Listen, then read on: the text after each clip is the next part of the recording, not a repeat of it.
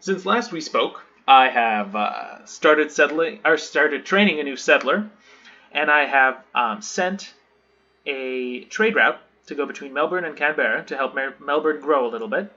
That's also why I'm building the granary right off the bat, is because the granary provides +1 food, +2 housing, which are things that Melbourne needs to some degree. The housing isn't as relevant as the +1 food per turn. Um, but the goal will be to start Melbourne's growth, capture this tile right here, which is breathtaking, right? Appeal, and build our campus there. And from there, our goal, we're currently looking at the wheel, our goal will be to grab mathematics, to grab Petra, and sort of build Petra somewhere in these desert plains right here in these 3 tiles. This one, and this one. Yeah, so in the meantime, I'm discovering more of this continent, and specifically more of this coast, because as I mentioned earlier, this is where we are going to want to settle. I'm planning on claiming this entire coast for Australia. Go Australia. Yeah, so I'll see you again when I have a new settler, and I'm ready to keep my empire growing. All right, so I have trained up a new settler, as we can see right here. That guy, more mules, more dudes in robes. And I'm sending them way the hell down here. Mainly because of the easy access to some luxury and bonus resources. Again, it's a coastal city. It's on the river, so it's going to be really nice for us to settle right here. And I want to grab this spot sort of before getting the spots that are a little closer to me, just so that our empire has a little more spread. And then I think the next spot, after I settle this one, the next spot I go for will be here, or maybe here, one of these two. I'm leaning a little bit towards this one because it's right by a river. But that I'd be doing that for access to these grabs. Just so that we have more more diversity. That's the word I'm looking for. More diversity in our resources, because the crabs, if we work them, they will yield to us an additional 3 gold and an additional 1 food per turn, which is going to be super useful. And then after I've settled this coast to my liking, I think what I might do is actually sort of start settling along here. As you can see, right, there are these -14, -2, -17. What these numbers mean are reductions in loyalty per turn from your cities. So if we were to settle, say, right here, we would receive a -20 per turn. -20 loyalty per turn, which would mean we would lose our city in 5 turns, because each city starts out with 100 loyalty as its cap. Which wouldn't be great, because then it would become a rebel city, meaning it would be subject to influence from nearby cities, I think most prominently The Hague, so the Netherlands. And what that would mean is we'd settle here, and then in 5 turns this city would belong to the Netherlands, which isn't great, right? Because that means not only have we lost a settler, we have actively given a settler to one of our... Alright, so we have just discovered mathematics, which means we finally get access to Petra. So, World Wonder, +2 food, +2 gold, +1 production on all desert tiles for this city, not in floodplains. And we're going to be building that in Perth. So, that's going to be really useful for us right in here. That means Perth is going to be our very high production, high gold city. And hopefully that also means that it will have a pretty high population. Now, what we've also just discovered is political philosophy, which gives us access to 3 new forms of government, one of which we'll have to choose. And so that's sort of why I'm restarting the video here, is to show you the basis, right, of how to deal with government. Because as we're going to be progressing through the game, we're going to have access to more and more government styles. For instance, if we take a look here, This is where we are right now, political philosophy. Um, we have 3 new forms of government that we will be able to research: divine right, reformed church, and exploration. Actually, sorry, those are the civics. The governments will be monarchy, theocracy, and merchant republic. Um, that last one, merchant republic, is the one that we're going to be primarily interested in because monarchy and and theocracy both are kind of too military and faith centric, respectively.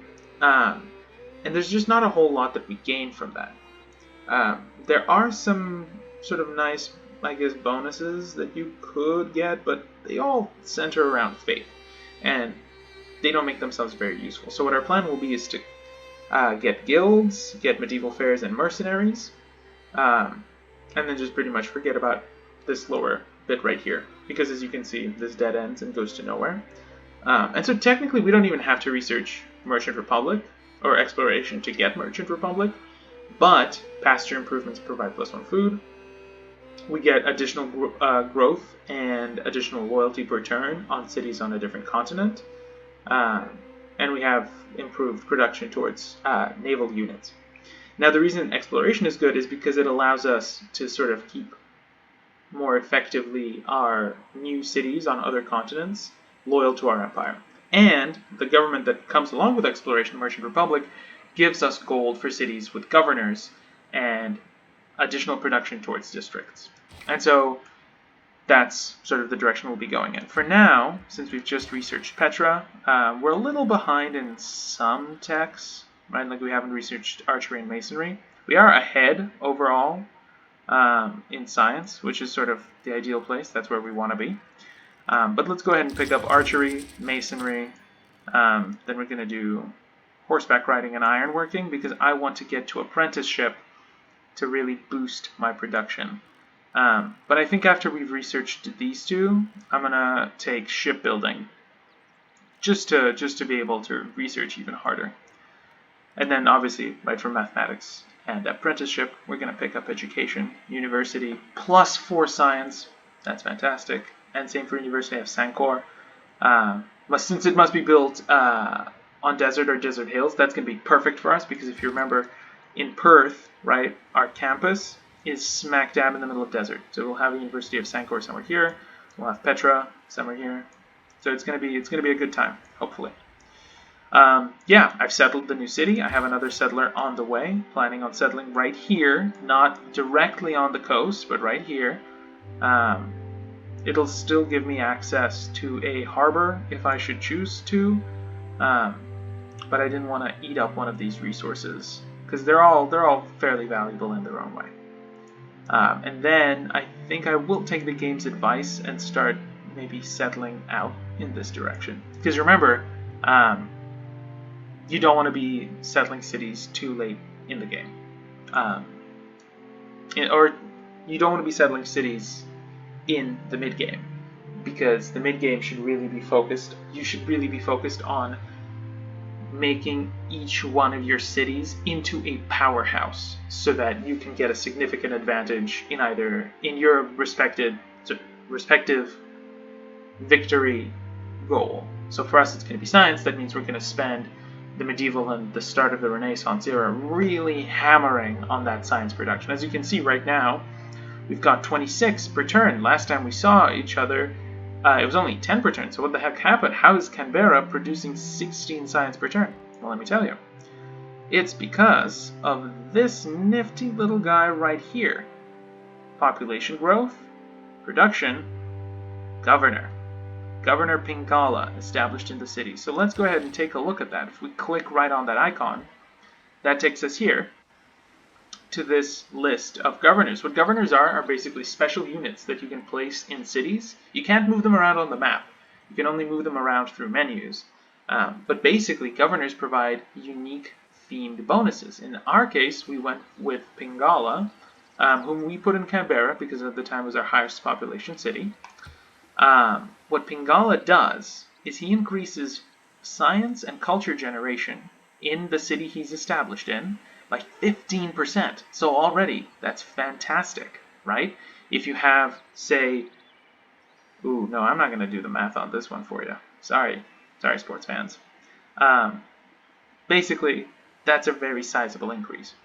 Additionally, right, I've unlocked one of his upgrades, +1 science per turn for each citizen in the city. The reason that Canberra, being our highest population city, is relevant is because that means that every turn, our city is getting an additional 3 science, which is really lovely. I do think Perth is going to end up overtaking Canberra in terms of population growth, especially after we build Petra, and so I will move Pingala to Perth later on. Okay, so now that we have discovered political philosophy, I'm going to go ahead and set our next research agenda. Since I mentioned wanting to go for exploration, I think it would be prudent for me to research mysticism, because it's also going to give us an envoy to give us some control over city-states. And let's go ahead and choose our new government. Ooh, shiny. If we look at the bonuses that they provide, right, for Classical Republic, cities with a district receive +1 housing, +1 amenity, and we also receive +15 great person points. That's going to be very useful, that I'll explain in a little bit. Oligarchy is a military-based government style. All land melee, anti-cavalry, and naval melee class units gain +4 combat strength. Really nice if you're sort of planning that early game aggression. +20% unit experience, fabulous. And then autocracy, +1 to all yields for each government building and palace in a city, and +10% production towards wonders. Really good sort of for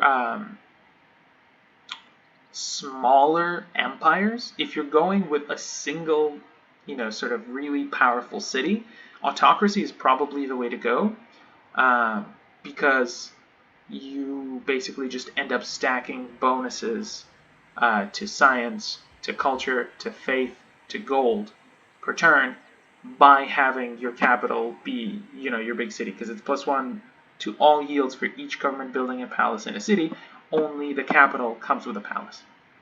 And +10% production towards wonders is, again, if you're having that single city with massive output, you might also want to be stacking wonders in that city. So what we are going to go ahead and do is we're going to choose Classical Republic. Hooray, our citizens are overjoyed. I'm going to keep that from earlier, the +1 production in all cities that we have set.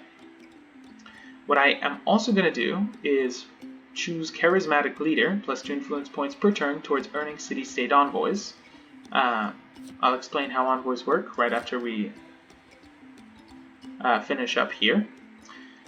And the next thing I'm going to do, if we look at all of these cards, right, these are our policy slots, and we, as you notice, don't have any military policies anymore, but we have one more economic policy, we have a new diplomatic policy slot, and one new wildcard policy slot. Wildcard means you can put whatever kind of policy you want in here.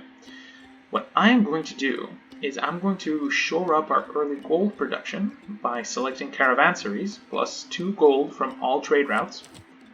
That's fantastic.